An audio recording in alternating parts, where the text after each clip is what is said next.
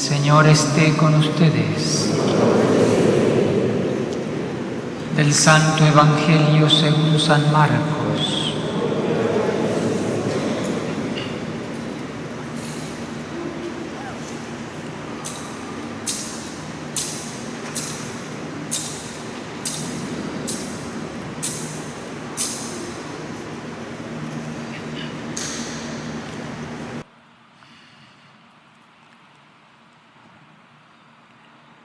En aquel tiempo, Jesús dijo a sus discípulos: cuando lleguen aquellos días, después de la gran tribulación, la luz del sol se apagará. No brillará la luna, caerán del cielo las estrellas y el universo entero se conmoverá. Entonces verán venir al Hijo del Hombre sobre las nubes con gran poder y majestad. Y Él enviará a sus ángeles a congregar a sus elegidos desde los 4 puntos cardinales y desde lo más profundo de la tierra a lo más alto del cielo. Entiendan esto con el ejemplo de la higuera. Cuando las ramas se ponen tiernas y brotan las hojas, ustedes saben que el verano está cerca.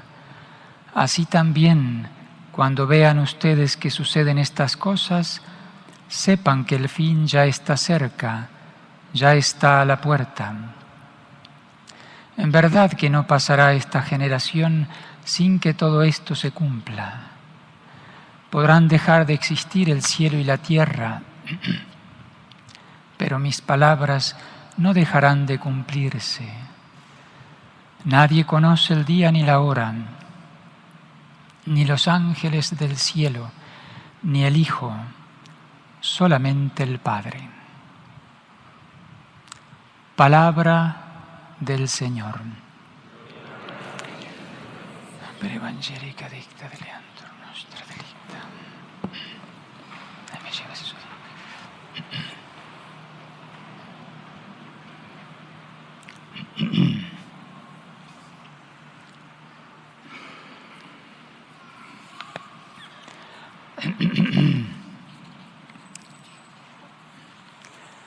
En el nombre del Padre, y del Hijo, y del Espíritu Santo. Amén. Ave María Purísima.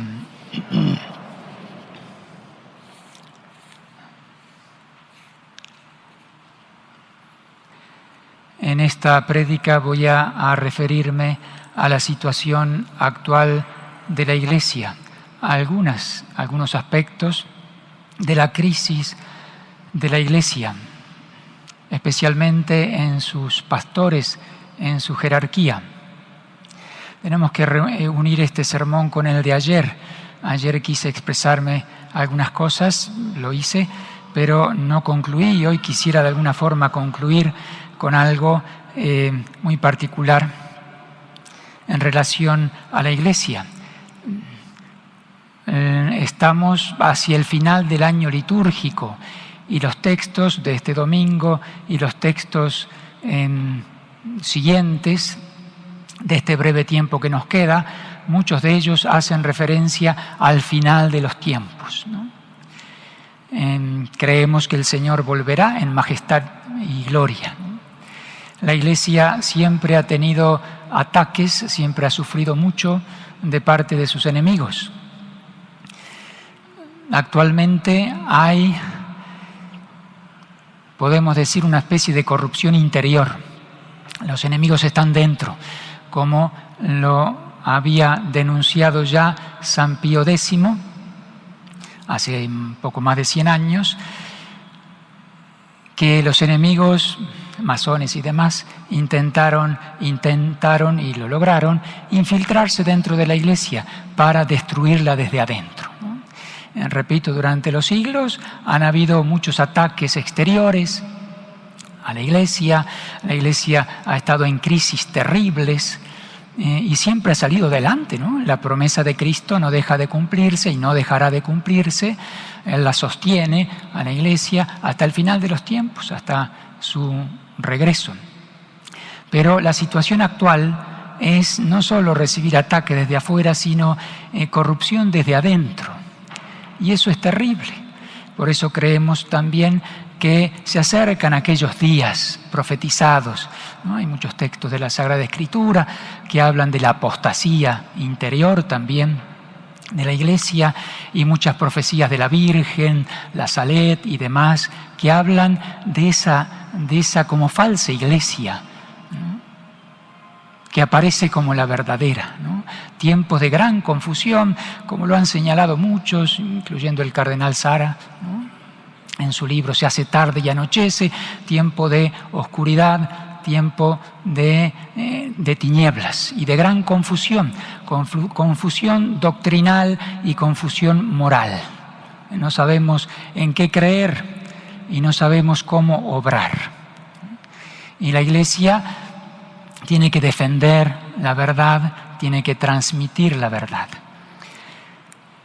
Voy a decir palabras así difíciles de expresar, algunas verdades que son dolorosas porque somos miembros de la Iglesia, del cuerpo místico, amamos la Iglesia, hemos entregado nuestra vida, ¿no?, al servicio de la Iglesia. Es como, no sé, la Iglesia es nuestra madre. Ver que una madre se está de alguna forma corrompiendo, pues eso duele, ¿no? O se está enfermando gravemente, o tiene un cáncer, casi metástasis, eso duele. Es una verdad dolorosa para todos los que amamos a la Iglesia. Verdades difíciles de expresar, dolorosas, incómodas, muchos no dicen nada, y peligrosas. Algunos que se han atrevido a decir cosas le han cortado la cabeza, por así decir, hablando rápidamente. Ayer me refería a una especie de profecía que decía que el santo obispo Fulton Sheen, a mediados del siglo XX, ¿no?, del siglo pasado, hablando de esa falsa iglesia y de la verdadera iglesia, de cómo será. No voy a repetir ese texto. Quería referirme a Monseñor Strickland, ¿no? Como son cosas difíciles las que quiero expresar, pues como yo no soy nadie, voy a tomar palabras muy recientes de este obispo de Estados Unidos. Ya hemos hecho referencia a él en algún momento, José Strickland, que el año pasado hizo algunas observaciones, peligros del sínodo, ¿no?, de lo que podía venir. De alguna manera fue sancionado, ¿no?, pero sigue siendo obispo de la Iglesia Católica, y ha expresado hace poco a sus hermanos obispos de Estados Unidos esta preocupación que él tiene en su corazón como pastor. Yo personalmente adhiero a esas palabras que hacen referencia a eso que quieren hacer con la Iglesia, cambiarnos la Iglesia. Lo dice expresamente un cardenal, el cardenal Hollerich, que es importante en el sínodo que acaba de terminar, es el relator general de la Asamblea del Sínodo. En un momento dijo: este sínodo pasará a la historia porque cambiará la Iglesia. Una frase que se le escapó, digamos. Este sínodo pasará a la historia porque cambiará la Iglesia.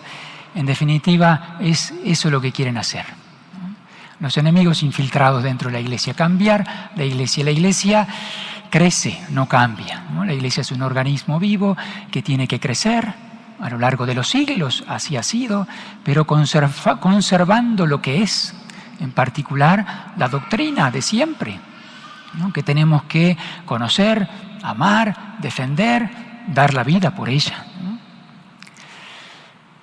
Y nos quieren cambiar la Iglesia, ¿no?, como desde adentro.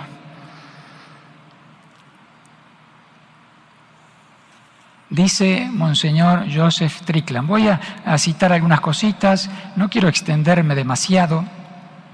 Son como 10 puntitos, breves todos, frases de él. Repito, él se las dijo al grupo de obispos de Estados Unidos, a sus hermanos obispos. Creo que podría decirse esto a todos los obispos del mundo, ¿no? Sin juzgar a ningún obispo, menos al nuestro, ¿no? Que amamos, respetamos y obedecemos, ciertamente. Y creemos que debe estar sufriendo todas estas cosas también. Dice así, en primer lugar, primera frase: ustedes se reúnen hoy aquí, apóstoles de hoy, mientras la Iglesia y por lo tanto el mundo se encuentran encaramados al borde de un acantilado. Ustedes son los apóstoles de hoy. Los obispos son sucesores de los apóstoles, pastores de la Iglesia. Se reúnen. ¿Qué van a tratar, ¿no? Mientras la Iglesia y el mundo se encuentran al borde del abismo, de un acantilado, en un peligro eminente. Primera afirmación. Eso es verdad. Algunos piensan que todo va bien en la Iglesia. No. En el mundo va mal la cosa y en la Iglesia también. Al borde de un acantilado. Segunda afirmación de Monseñor. Y ustedes, sin embargo, a quienes se les ha confiado la custodia de las almas, eligen no decir una palabra sobre el peligro espiritual que abunda. En general, la mayoría de los obispos del mundo eligen callar. Estarán esperando qué va a pasar, ¿no? Son conscientes, pueden ver esa realidad, peligro espiritual que abunda, que va creciendo y nadie dice nada. Son muy poquitos los que hablan. Tercer punto. Hoy nos encontramos en la cúspide de todo lo que se ha profetizado acerca de la Iglesia y las abominaciones que surgirán en estos tiempos.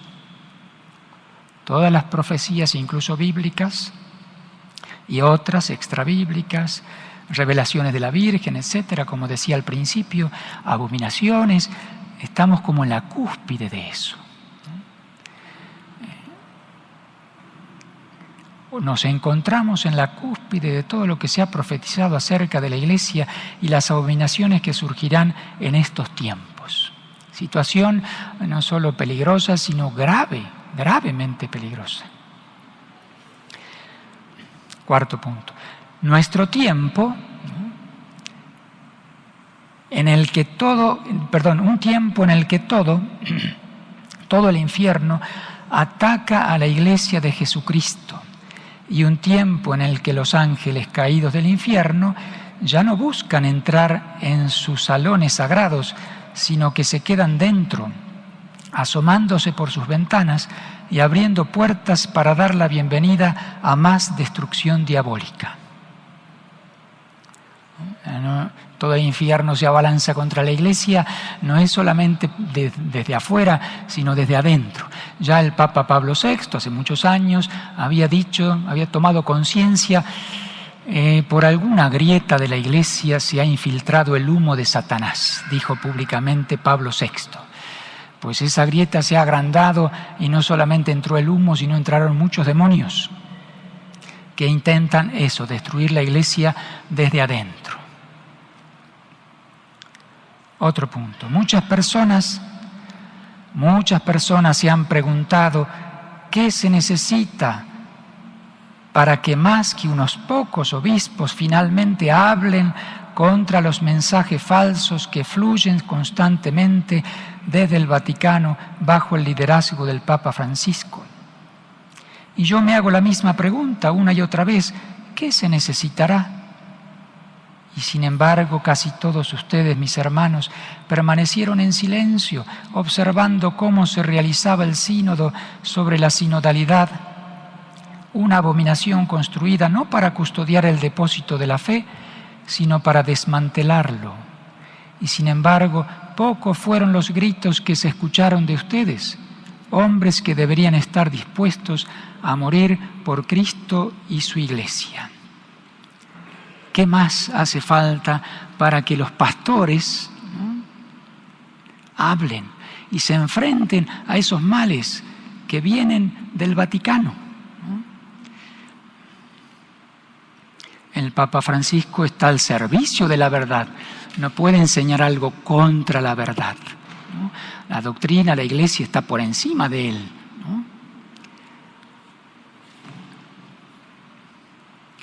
Por ejemplo, una tras otra, del Vaticano llegan noticias, una peor que la otra, casi todos los días, cosas que van minando la Iglesia. Por ahí hay algunas cosas buenas, pero en general son cosas terroríficas. Por ejemplo, última noticia, creo, al menos la que me llegó a mí, el nuevo predicador de la Casa Pontificia, hasta hace poco estaba Cantalamessa, un santo varón que durante muchos años fue el que predicaba al Papa y a los miembros ahí de la Casa Pontificia, retiros espirituales anuales, muy buenos. Pues ya está muy grande, muy viejito. Pues ahora nombraron a Fray Pasolini. ¿Quién es este personaje? Es un propagador y defensor de las relaciones homosexuales, públicamente. Todo esto ustedes lo pueden confirmar. Un blasfemo que habla contra la Sagrada Escritura, buscando texto de la Sagrada Escritura para justificar la homosexualidad, la práctica de la homosexualidad. David y Jonatán eran pareja, según este hombre, ¿no? Que está ocupando un puesto importante, le va a predicar al Papa. El centurión y su siervo en el Nuevo Testamento, el centurión que se acerca a hablarle a Jesús para defender a su siervo, que amaba a su siervo, ¿no? Estaba enfermo y le pide aquel centurión con mucha fe: Señor, no soy digno de que entres en mi casa, di una palabra, mi siervo se curará. Pues resulta que este personaje dice que eran pareja homosexuales. Así un desastre. Fray Pasolini. Una noticia peor que la otra, la que llegan del Vaticano. En la Iglesia siempre ha habido sínodos, ¿no? No está mal los sínodos, siempre han habido sínodos. Pero esto es algo distinto. Nos quieren cambiar la Iglesia.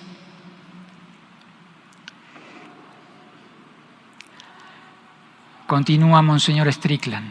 Lo que perseguían ellos, ¿no?, infiltrados allí, lo que perseguían en primer lugar era desmantelar la Iglesia de Cristo, sustituyendo la estructura de la Iglesia tal como la instituyó nuestro Señor por una nueva estructura de sinodalidad de inspiración diabólica, que en realidad es una nueva Iglesia que no es en absoluto católica. Esa no es la Iglesia católica. Otro punto más adelante dice Monseñor: el Papa Francisco ha abdicado de su responsabilidad de servir como el guardián principal del depósito de la fe. El Papa es eso, tiene que ser el guardián principal en el mundo entero del depósito de la fe. Es lo que le ha dicho el Señor a San Pedro, ¿no? Incluso después de su caída, de su error, de su negación, le dice: Pedro, ¿me amas? Sí, Señor. Confirma a tus hermanos en la fe. El Papa es el que tiene que confirmarnos en la fe. Y cada obispo en su diócesis, en su porción de la Iglesia, dice Monseñor, cada obispo hace esta solemne promesa de proteger el depósito de la fe. Promesa delante de Dios, cuidar la fe y transmitirla fielmente, ¿no?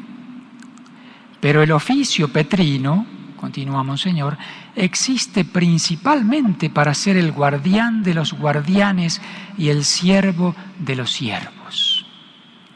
Así como el obispo hace una promesa solemne delante de Dios para custodiar la fe, ¿no?, enseñar la verdad con claridad, con caridad, así el Papa en relación a toda la Iglesia, a todos los obispos del mundo. Hace referencia, Monseñor, a eso que decía recién, ¿no?, que Pedro, ¿me amas? Sí, Señor, tú sabes que te amo. Confirma a tus hermanos en la fe. Pedro, ¿me amas? ¿No? ¿Y quién es ese Cristo, a quien Pedro profesa amar, es la verdad, ¿no? Cristo se presenta como luz, como verdad. Yo soy la verdad. Y entonces Pedro está afirmando que ama a Cristo y ama la verdad. Dice Monseñor, esto nos deja con esta pregunta. ¿Ama el Papa Francisco la verdad que Jesucristo encarna? Lamentablemente, sus acciones y sus políticas que promueven una versión relativizada de la verdad, que no es verdad en absoluto, nos impulsan a una conclusión devastadora. El hombre que ocupa la cátedra de Pedro no ama la verdad y busca remodelarla a imagen del hombre. No juzgamos en absoluto, ni Monseñor, la persona del Papa, el lugar que ocupa, ni sus intenciones, ni nada. Hay que rezar mucho por él, sino sus acciones, lo que está promoviendo dentro de la Iglesia. Por eso se lamentaba Monseñor, ¿por qué no hablan los que tienen que hablar? Cardenales, obispos. Ellos deben, no solo pueden, sino deben frenar. Son pocos los que han hablado. Y Monseñor pone algunos ejemplos concretos. Por ejemplo, dice, Francisco ha declarado públicamente que Dios quiere la existencia de todas las religiones y que todas las religiones son un camino hacia Dios.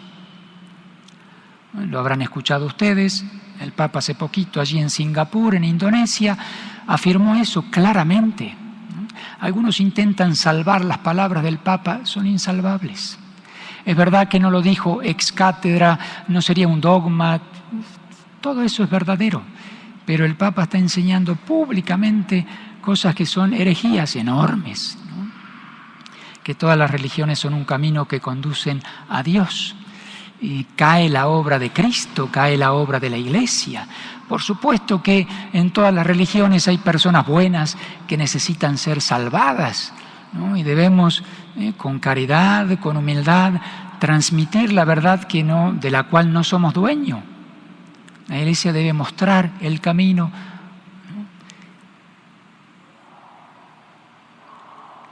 Todo obispo y cardenal debería declarar pública e inequívocamente que Francisco ya no enseña la fe católica. Hay almas en juego. Yo no soy nadie, pero por eso quise utilizar estas palabras, creo que son claras y con caridad, en conciencia de este obispo, alertando algo tan complicado, repito, de decir, de expresar. Deberían hablar los que tienen que hablar. Hay almas en juego.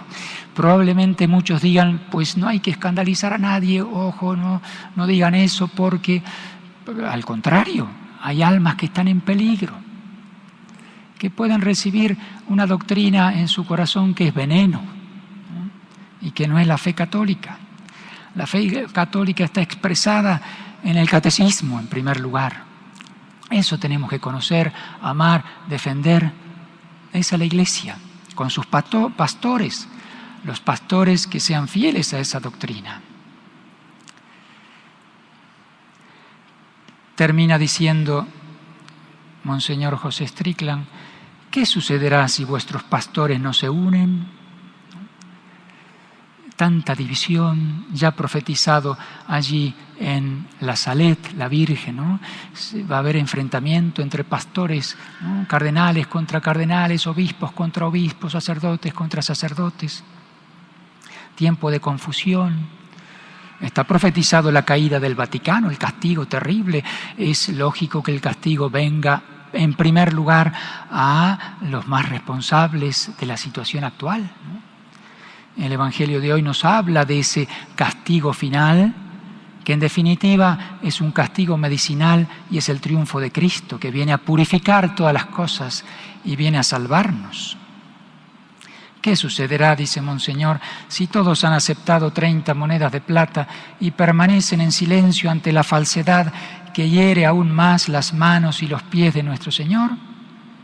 ¿Qué hará falta entonces para que habléis? ¿Qué más, no?, se queja Monseñor. Pues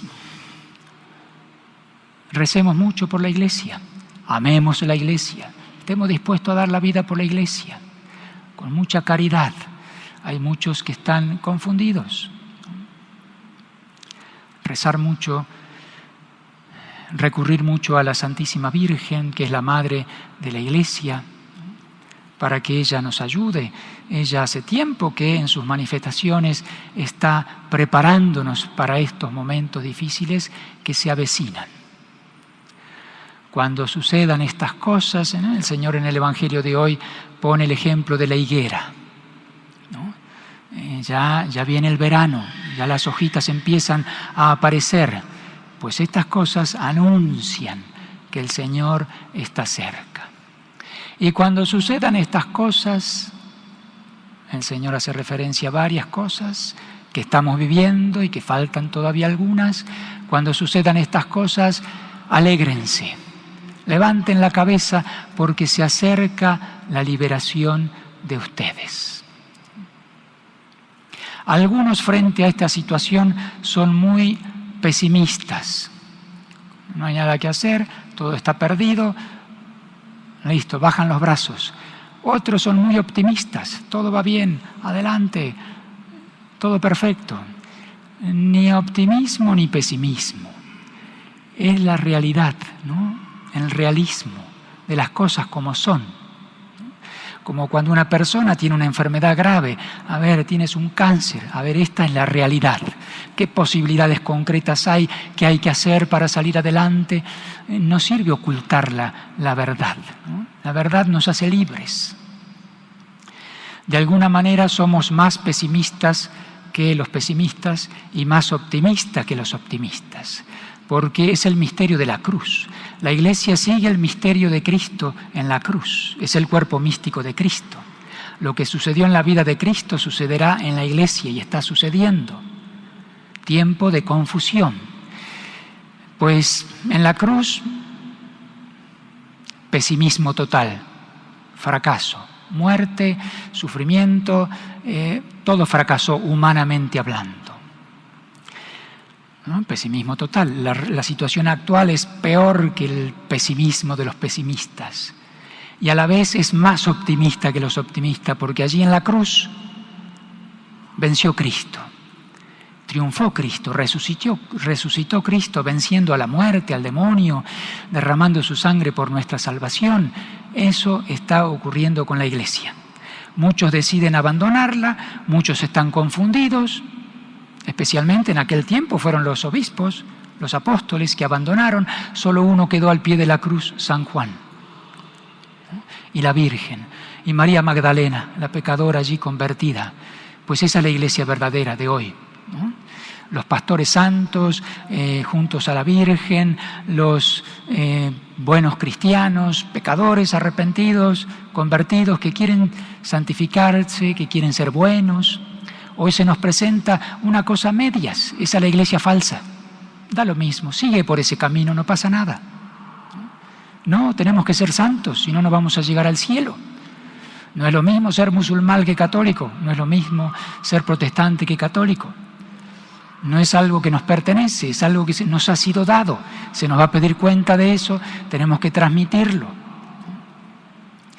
Ayudar a otros a que se salven. Desde la humildad, ciertamente, que hay mucha soberbia dentro de la Iglesia, muchos, ¿no?